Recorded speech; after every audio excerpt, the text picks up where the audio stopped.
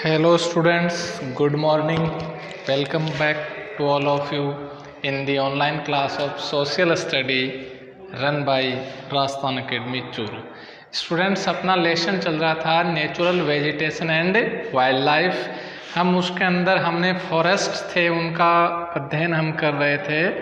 तो हमने जो थॉर्न फॉरेस्ट हैं वो पढ़ा था लास्ट में। नेक्स्ट देखिए माउंटेन फॉरेस्ट, जो ट्रॉपिकल जो फॉरेस्ट हैं या डेसिड्यूट्स फॉरेस्ट हैं उनका अध्ययन हमने कर लिया था। अब देखते हैं माउंटेन फॉरेस्ट, यानी पहाड़ी जो जंगल होते हैं वो इंडिया में कहाँ पर हैं और कैसी वेजिटेशन वहाँ पर पाई जाती है। तो इन माउंटेनियस एरिया, जो पर्वतीय क्षेत्र होता है, the decrease in temperature with increasing altitude, जैसे जैसे ऊंचाई बढ़ती है वैसे वैसे तापमान में क्या होती है, कमी आ जाती है, डिक्रीज हो जाता है। Leads to the corresponding change in natural vegetation, पर्वतीय क्षेत्रों में जैसे जैसे अल्टीट्यूड बढ़ती जाती है, ऊंचाई जैसे जैसे बढ़ती है, तो टेम्परेचर वैसे वैसे डिक्रीज हो जाता है, कम हो जाता है। तो क्रॉसपॉन्डिंग चेंज हो जाता है, साथ साथ में बदलाव हो जाता है ऊंचाई के साथ में, वातावरण के साथ में, किसमें, नेचुरल वेजिटेशन में, वनस्पतियों में भी बदलाव हो जाता है। The wet temperate type of forest are found between a height of 1000 and 2000 मीटर। 1000 मीटर से लेकर के 2000 मीटर तक जो फॉरेस्ट पाए जाते हैं वो टेम्परेट टाइप के पाए जाते हैं, यानी सामान्य वातावरण के अंदर जो पाए जाते हैं जंगल, वैसे जंगल वहाँ पर पाए जाते हैं। एवरग्रीन ब्रॉड लीफ, यानी हरे भरे रहने वाले चौड़ी पत्ती वाले जो पेड़ है, सच एज ओक है, चेस्टनट है, प्रीडोमिनेट, यानी मुख्यतः ओक और चेस्टनट पेड़ जो वहाँ पर पाए जाते हैं, जिनकी पत्तियाँ चौड़ी होती हैं और एवरग्रीन होते हैं। बिटवीन 1500 एंड 3000 मीटर्स, इसके बीच में जो पेड़ पाए जाते हैं, temperate forest containing conifers trees like pine, देवदार, सिल्वर फर, स्प्राउस, सेदार आर फाउंड, यानी शंक्वाकार पत्तियों वाले पेड़ पाए जाते हैं 3000 मीटर हाइट तक। उसके अंदर पेड़ कौन से हैं, पाइन है, देवदार है, सिल्वर फर है, स्प्राउस है, सेदार है, ऐसे पेड़ पाए जाते हैं 3000 मीटर की जो हाइट है वहाँ तक। These forests cover mostly the southern slope of the Himalayas, Himalaya के दक्षिण में जो ढलान वाले जो भाग हैं वहाँ पर लगभग ऐसे ही पेड़ हैं वो पाए जाते हैं। Places having high altitudes, ऊंची जगह in southern and north east India, north east India में और हिमालय के सदर्न में जो ऊंचाई वाले जो भाग हैं वहाँ पर लगभग ऐसे ही पेड़ पाए जाते हैं। At higher elevations, temperate grassland are common, और जैसे जैसे ऊपर उससे ऊंचाई बढ़ती है तो सामान्य तापमान वाले जो ग्रासलैंड है वो वहाँ पर पाए जाते हैं। At high altitudes, अत्यधिक ऊंचाई पर, जनरली मोर देन 3600 मीटर्स, लगभग 3600 मीटर की अल्टीट्यूड के ऊपर, अबव द सी लेवल, यदि सी लेवल से इतनी ऊंचाई है तो temperate forest and grassland give way to the alpine vegetation, वहाँ पर पर्वतीय वनस्पति फिर पाई जाती है, अल्पाइन वेजिटेशन पाई जाती है। Silver fir, junipers, pines and birches are the common trees of these forest, ये जो पेड़ है वो कॉमनली ऐसे जंगलों के अंदर पाए जाते हैं। Above alpine vegetation, alpine grassland are found, alpine vegetation से ऊपर फिर अल्पाइन ग्रासलैंड पाए जाते हैं। These are used extensively for grazing by nomadic tribe like the Gujjars and Bakarwals, यानी जो घुमंतु जो ट्राइब्स होती हैं, जनजातियाँ होती हैं, उनके द्वारा ग्रेजिंग के लिए उनको काम में लिया जाता है। At higher altitude, mosses and lichens form part of tundra vegetation, और उससे ऊपर ऊंचाई में भी जो टुंड्रा प्रदेश की वनस्पति होती है वैसी वनस्पति वहाँ पर पाई जाती है, लाइकेन वगैरह पाई जाती है। The common animal found in these forest are Kashmir स्टेग।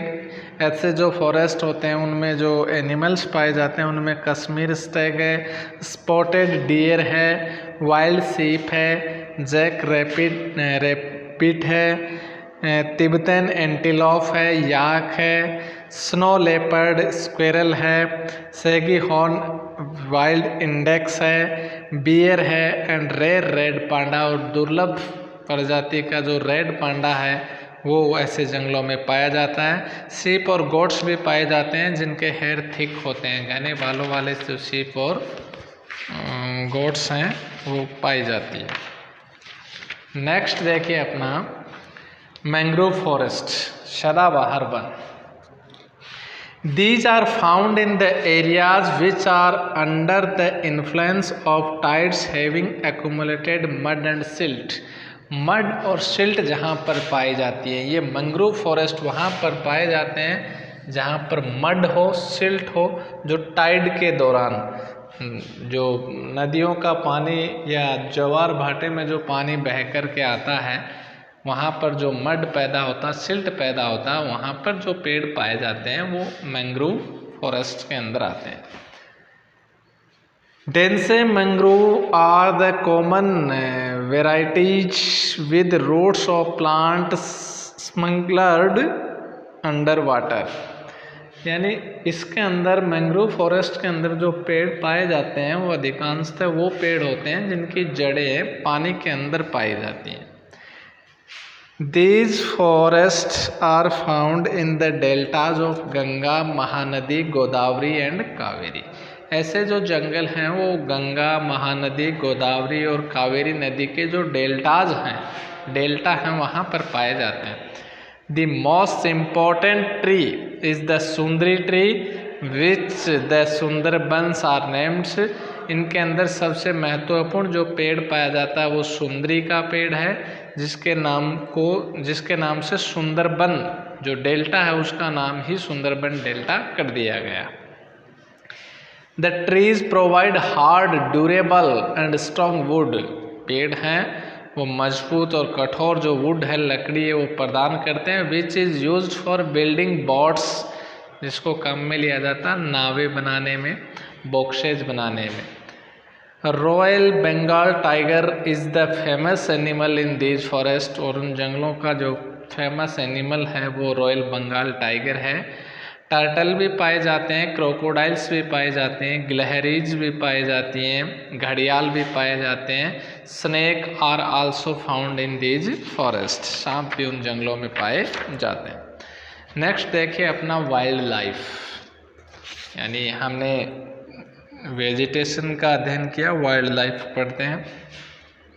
वन्य जीव, like it's flora India is also rich in its fauna. Flora का मतलब क्या बताया था आपको, पेड़ पौधे, और फूना का मतलब वाइल्ड लाइफ एनिमल्स। तो जिस प्रकार से इंडिया में फ्लोरा पेड़ पौधे अनेक स्पीसीज पेड़ पौधों की पाई जाती हैं, ठीक वैसे ही एनिमल्स की भी 89,000 स्पीसीज हैं वो एनिमल्स की पाई जाती हैं। It has more than 89,000 of animal species. The country has more than 1,200 species of birds. यानी birds की इतनी species 1,200 species of birds India में पाई जाती हैं, जो वर्ल्ड का लगभग 13% है। वर्ल्ड का लगभग 13% है वो। They constitute 13% of the world's total. There are 2,500 species of fish. Fish की जो स्पीसीज पाई जाती हैं वो है 2,500, लगभग 12% है वर्ल्ड की टोटल फिशिंग जो स्पीसीज हैं उनका। It also shares between 5 and 8% of the world's amphibians। जो उभयचर हैं उसका भी लगभग 5 से 8% तक जो हिस्सा है, शेर है, वो इंडिया में पाया जाता है। रेप्टाइल्स का और मैमल्स का भी। The elephant are the most majestic animals among the mammals. Mammals हैं उसके अंदर सर्वाधिक मेजेस्टिक जो एनिमल है वो कौन सा है? एलिफेंट है। These are found in the hot wet forest of Assam. Assam के हॉट और वेट जो फॉरेस्ट हैं वहाँ पर ये पाए जाते हैं। कर्नाटक और केरला में भी एलिफेंट पाए जाते हैं। One horned rhinoceroses are the other animal which live in swampy and marshy lands of Assam and West Bengal. Assam और वेस्ट बंगाल का जो दलदली क्षेत्र है वहाँ पर एक सींग वाला जो राइनोसोर्स है वो पाया जाता है। Arid areas of Rann of Kutch, जो कच्छ का रन है, शुष्क जो क्षेत्र है, एंड द थार डेजर्ट हैं, are the habitat of wild ass and camels respectively. उनके अंदर वाइल्ड एश और थार के अंदर कैमल्स हैं वो पाए जाते हैं। इंडियन बाइसन, नीलगाय यानी blue bull, chousingha, four horn antelope है, gazelle and different species of deer are some other animals found in India. ये कुछ अलग स्पीसीज हैं जो इंडिया में पाए जाते हैं। It also has several species of monkeys. Monkeys के भी कई स्पीसीज हैं वो इंडिया में पाए जाती है। अब देखिए कंजर्वेशन मेजर्स यानी उनके संरक्षण के उपाय। Due to excessive exploitation of the plant and animal resources by human beings, मनुष्य ने प्लांट्स का और एनिमल्स का क्या किया है? अत्यधिक शोषण किया है उनका। तो उस शोषण के कारण the ecosystem has been disturbed, उससे पारिस्थितिकी जो तंत्र है वो क्या हुआ? बाधित हुआ है। About 1300 plant species are endangered. लगभग 1300 पेड़ पौधों की जो प्रजातियां हैं वो संकट में हैं। एंड 20 स्पीसीज आर एक्सटिंक्ट, और लगभग 20 जो स्पीसीज हैं प्लांट्स की वो क्या हो गई हैं? लुप्त हो गई हैं। Quite a few animal species are also dangered and some have been extinct, और कुछ जानवरों की जो स्पीसीज हैं वो भी संकट में हैं, और कुछ जो जानवर हैं उनकी जो स्पीसीज हैं वो लुप्त हो गई है। The main cause for this major threat to nature are hunting by greedy hunter for commercial purposes. अपने वाणिज्यिक उद्देश्यों के लिए शिकारियों के द्वारा शिकार इसका किया जाना है वो इसका मुख्य कारण है। Population due to chemical and industrial waste, जो पॉल्यूशन बढ़ा है due to chemical and industrial waste के माध्यम से। एसिड डिपॉजिट्स, उससे एसिड जमा होता है। Introduction for alien species and reckless cutting of the forest to bring land under cultivation and inhabitation are also responsible for imbalance। और इस असंतुलन के लिए जो इंडस्ट्रियों से निकलने वाला जो एसिड है या पोल्यूशन जो पैदा होता है वो भी जिम्मेदार है। रेकलेस कटिंग है यानी अंधाधुंध जो पेड़ पौधों की कटाई है कल्टीवेशन के लिए, कृषि के लिए या इनहेबिटेशन के लिए, बसने के लिए, ये भी कुछ इसके इम्बैलेंस के रिस्पॉन्सिबल फैक्टर्स हैं। To protect the flora and fauna of the country the government has taken many steps.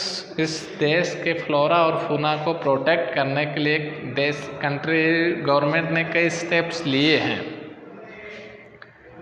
14 biosphere reserve have been set up in the country to protect flora and fauna. Flora और fauna को protect करने के लिए 14 biosphere reserve बनाए गए हैं।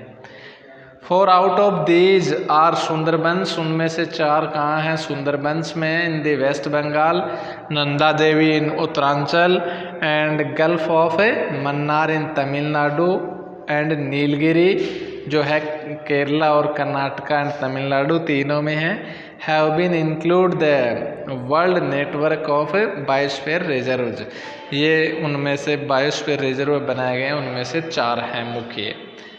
Financial and technical assistance is provided to many botanical gardens by the government since 1992.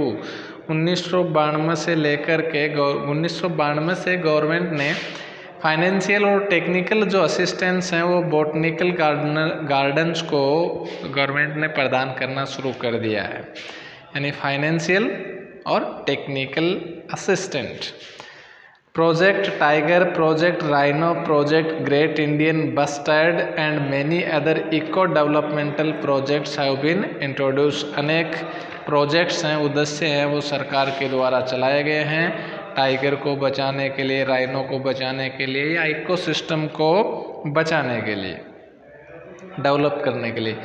89 national parks हैं, 490 wildlife sanctuaries हैं एंड जूलॉजिकल गार्डन्स हैं set up to take care of natural heritage. इस प्राकृतिक विरासत की सुरक्षा करने के लिए 89 natural parks, 490 wildlife sanctuaries and zoological gardens हैं, वो सरकार द्वारा स्थापित किए गए हैं, सेटअप किए गए हैं।